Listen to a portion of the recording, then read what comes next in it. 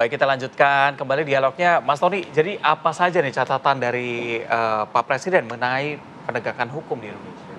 Ya, mungkin yang bisa saya share di sini adalah yang pertama, Pak Presiden itu selalu ingin ada asta citanya itu ditegakkan, di mana salah satunya adalah reformasi hukum.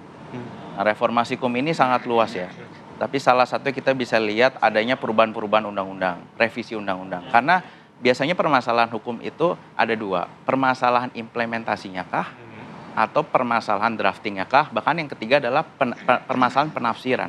Oke. Nah, penafsiran ini menjadi penting, harus ada uniformitas atau keseragaman dalam menafsirkan di antara APH. Dan oleh karena itu kami di KSP juga diberikan tugas untuk mencari, mengidentifikasi simpul-simpul apa yang menjadi bottleneck yang menyebabkan asta cita menjadi tidak terlaksana. Dan oleh karena itu dalam waktu dekat kami akan memang berencana untuk mereview undang-undang yang terbaru, undang-undang BUMN misalnya, nah, nomor 16 tahun 2025. Di situ diatur tentang kerugian negara dan sebagainya gitu ya. Dan oleh karena itu kami ingin mengumpulkan, melakukan FGD dengan para APH untuk melihat perspektifnya. Ya.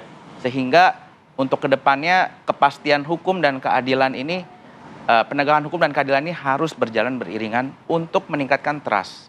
Nah, trust itu yang tadi saya katakan, ketika dua mata koin ini berputar, dia akan menimbulkan trust. Trust itu menimbulkan kepastian hukum. Kepastian hukum menimbulkan predictability. Semakin bisa dipredik, kalau kita impact-nya nggak cuma kepastian hukum, tapi juga di ekonomi.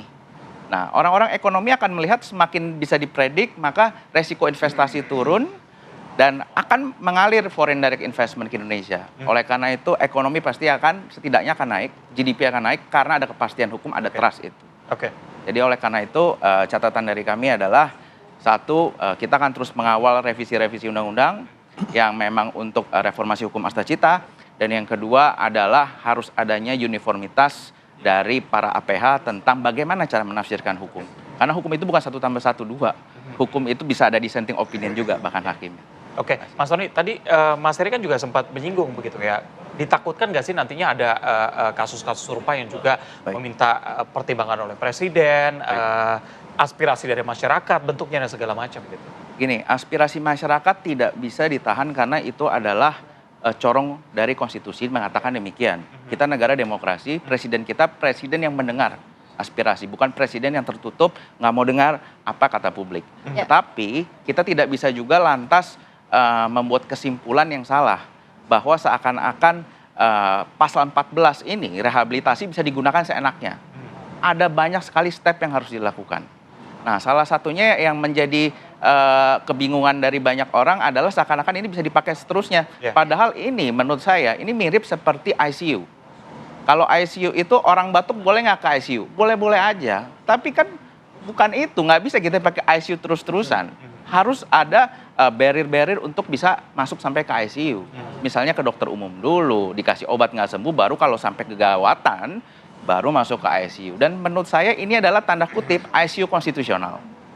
Jadi digunakan ketika keadilan itu dirasa sudah tidak dapat ciptakan keadilan dari penegakan hukum itu. Dan itu yang memberikan bukan Pak Presiden. Itu warga negara memberikannya kepada Presiden, dimandatkan secara konstitusi. Bang Antoni, tadi dikatakan ini Presiden mempertimbangkan nggak anggaran yang sudah keluar untuk penyidikan, penyelidikan, sampai ke pengadilan dan lain sebagainya. Akhirnya ujung-ujungnya dapat rehabilitasi dari Presiden. Baik, kepala negara itu memang diwajibkan punya kebijaksanaan, wisdom. Kita nggak bisa kacamata sempit, kacamatanya hanya asas kemanfaatan. Jangan lupa, di sana ada asas keadilan. Keadilan dan kemanfaatan misalnya uang yang dipakai berapa. Tapi kalau uang yang dipakai berapa, kita harus juga compare dengan keadilan.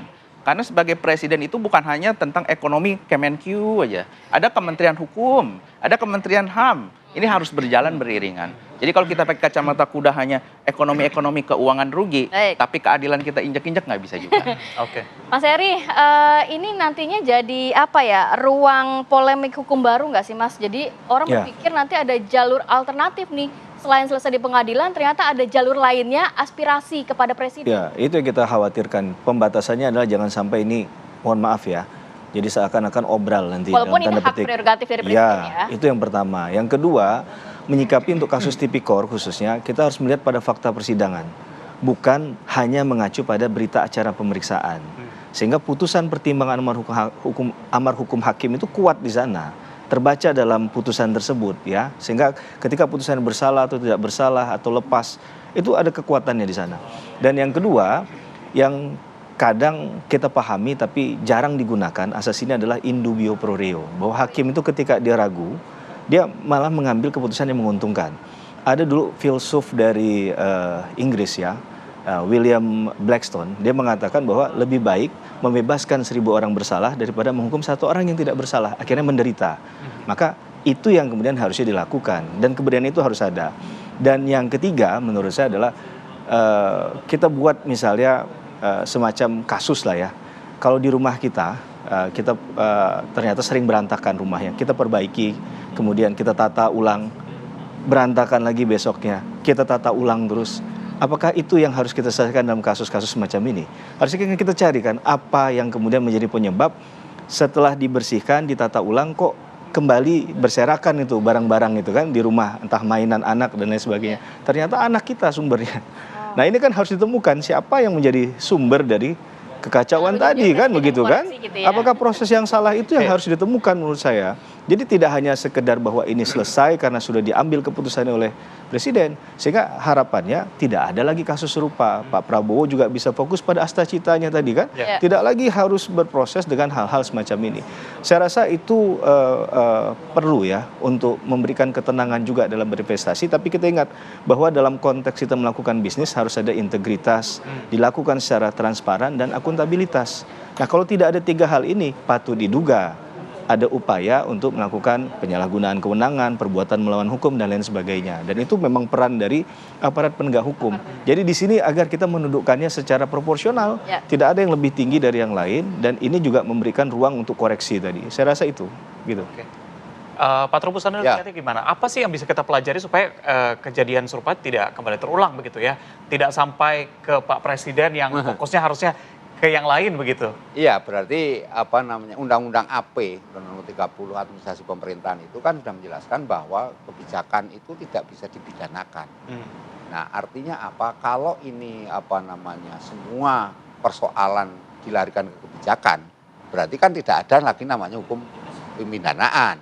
Nah, yang kedua saya melihat kemudian kenapa sampai kepada hal seperti ini, sampai kepada Presiden. Ini kan hal yang menurut saya juga menjadi publik ini sekarang ini banyak publik itu bertanya, coba di media sosial semua masa menyorot apa sih maksudnya Presiden seperti ini. Artinya sudah ditentukan bahwa negara kita negara hukum, segala persoalan diselesaikan secara hukum karena memang hukum menjadi payungnya.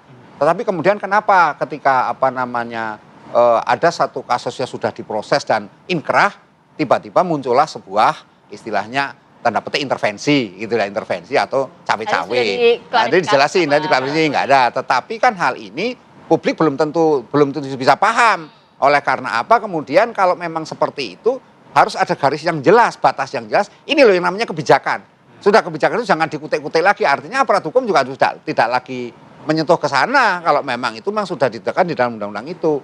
Tetapi kan persoalannya undang-undang tipikor tadi, ini kan ada pasal 4 itu menjelaskan bahwa itu ada untuk keuntungan diri sendiri dan orang lain atau orang lain. Nah, orang lainnya ini yang nggak pernah jelas di publik. Orang itu sopo. Nah, itu yang kalau diri sendiri memang semua kan larinya. Saya nggak ada, baik yang terakhir Nadiem juga mengatakan nggak ada yang akan masuk ke saya atau melempar juga nggak ada yang masuk. Jadi kan seperti itu. Omongannya seperti itu semua. Untuk membenarkan bahwa perbuatannya itu sebenarnya kategori perbuatan. Ya kita jujur saja lah, mana ada manusia sempurna, kira-kira seperti itu ya mesti. Itu publik menyorotinya seperti itu ya mesti ada keuntungan dia. Tetapi ketika ini kemudian tidak bisa dijelaskan, yang ada dia mengatakan membela diri, saya mengatakan ini tidak ada uang pun masuk ke saya. Artinya keuntungan yang dimaksud untuk orang lain, inilah yang harusnya dijelaskan. Nah mudah-mudahan ke depannya yang disampaikan tadi dari Pak SP bahwa ada pemerintah yang menyatakan ada revisi-revisi, ada pemahaman yang sama, itu yang harus dilakukan sekarang. Supaya apa?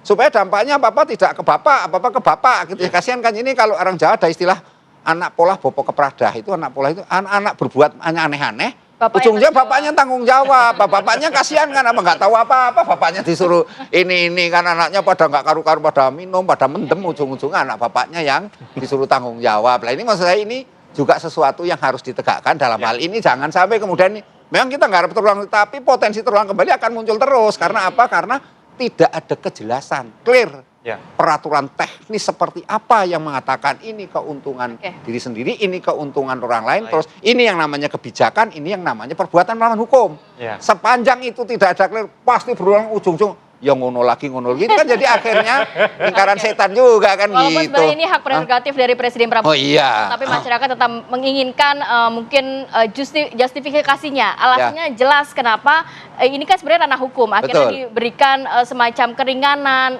ampunan dan lain Ya. sebagainya, begitu ya Pak ya? Iya, betul. Terima kasih banyak Jadi, Pak Trubus, kemudian Bang Antoni dan juga Bang Heri sudah hadir pagi hari ini dan juga memberikan wawasan terhadap kita apa makna rehabilitasi dan alasan dari Presiden memberikan hal tersebut. Terima kasih. Sehat selalu. Sama-sama. Assalamualaikum. Waalaikumsalam.